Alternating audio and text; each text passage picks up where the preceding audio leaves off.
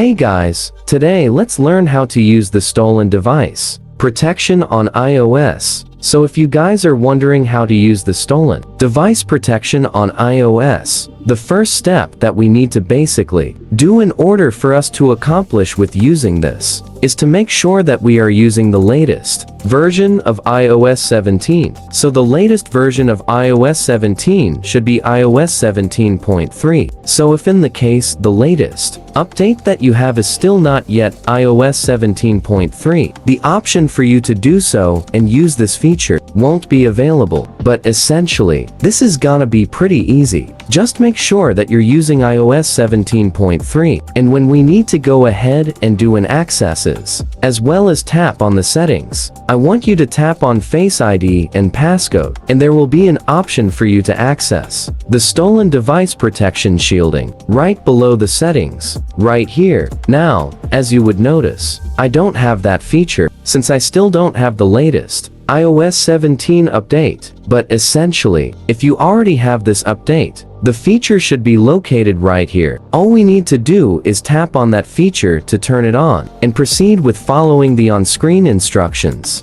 to use it successfully. Essentially, that is it for this video. Thank you guys for watching. Please like and subscribe, and I'll see you guys on the next video. Take care.